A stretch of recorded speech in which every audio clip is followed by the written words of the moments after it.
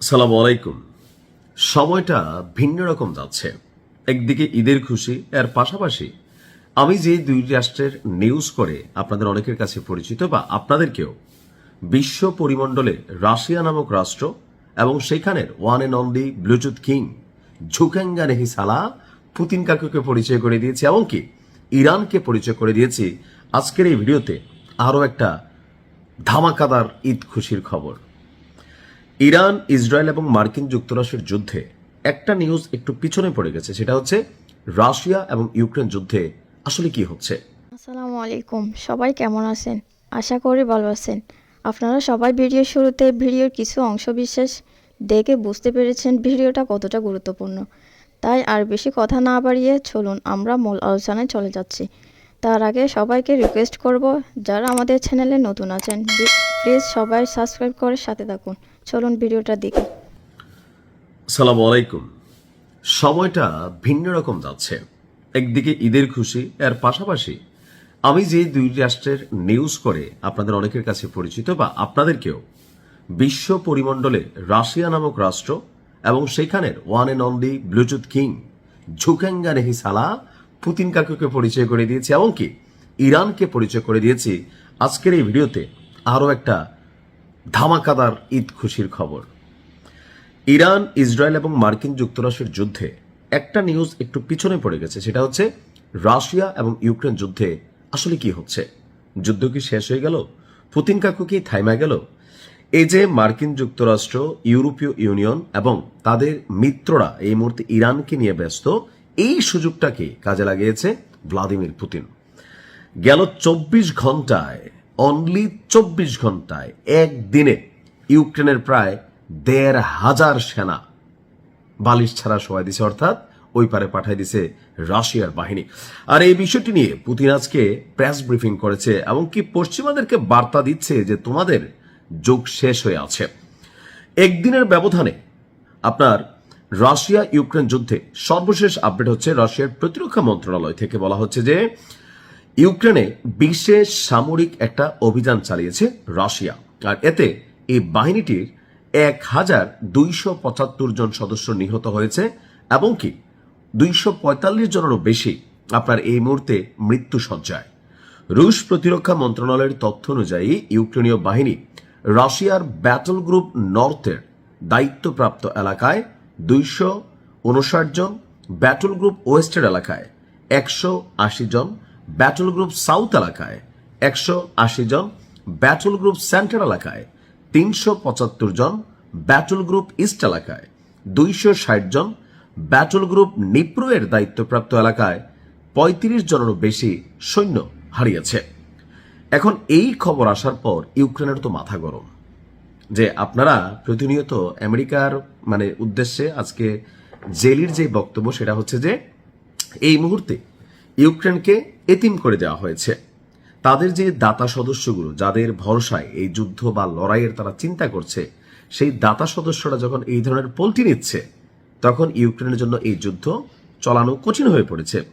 Ukraine বলছে যে সকল মনোযোগ ইসরায়েলের পক্ষে চলে গেছে, অর্থাৎ এই মুহূর্তে ইসরায়েলকে সেভ করার জন্য আপনার মার্কিন যুক্তরাষ্ট্র, ফ্রান্স, জার্মানি, যুক্তরাজ্য বা তাদের যারা সমমনা মিত্ররা আছে, প্রত্যেকেই এখন ইসরায়েলকে হেফাজত করার জন্য, আবার মধ্যপ্রাচ্যেও তাদের যে ইনভেস্টমেন্টগত এলাকাগুলো আছে সেগুলোকে রক্ষা করার জন্য, বা মধ্যপ্রাচ্যে তারা এই যে সেনাবাহিনী পালে বিভিন্ন দেশ, তো তাদের এই মিত্রতা রক্ষা করতে গিয়ে পুরো ইনভেস্টমেন্ট বা টাকা পয়সা, আকাশ প্রতিরক্ষা সিস্টেম অনেক দেশ থেকে তারা সরাই নিচ্ছে। যেমন সাউথ কোরিয়া থেকে সরাই নেওয়া হয়েছে, আরো বিভিন্ন দেশ থেকে তারা তাদের প্রতিরক্ষা সিস্টেম সরিয়ে নিয়ে দিচ্ছে।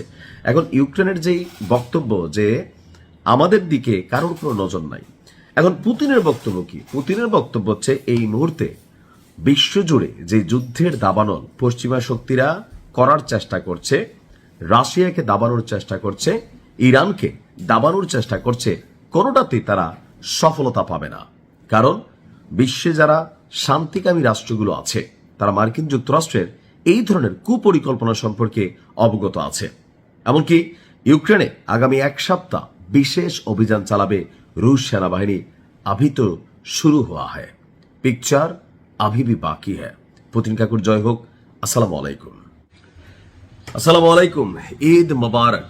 Victory victory. ঈদ মোবারকের পাশাপাশি কি হবে? ভিক্টরি হবে। ভিডিও আগে শেয়ার করতে হবে, কারণ এই খুশির খবরগুলা আপনাদেরকে দেওয়ার জন্য অনেক ভাই আমাকে কুরবানি দিতে হয়েছে। আমার ইউটিউব চ্যানেল চলে গেছিল আগে 3টা, ফেসবুক পেজ কতগুলো যাচ্ছে, তারপরেও নিউজ বানায় যাচ্ছি। শেয়ার করবেন, কারণ আমি চাই আমাদের খবরগুলা আমরাই ছড়াই দেই। ইরানের বিরুদ্ধে লড়াই করতে চায় না যুক্তরাষ্ট্র।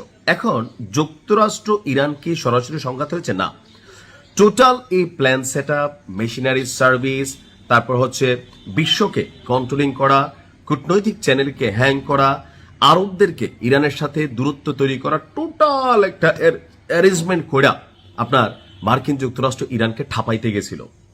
সরকার পতনের বহুত বড় চেষ্টা করছে, কিন্তু কোনো কাজে দেয় নাই। তো যখন দেখছে সরকার পতন করতে পারে নাই, তখনই আমেরিকা প্ল্যান করলো কি, যেমনেই হোক এই যে ইসলামিক প্রজাতন্ত্রের শাসন ব্যবস্থা, এটাকে শেষ করতে হবে। তো বাইছা নিল কোন রাস্তাটা? আপনার সরকার পতনের আন্দোলন। এরপরে দিল ইসরায়েল দিয়া এই অভিযান।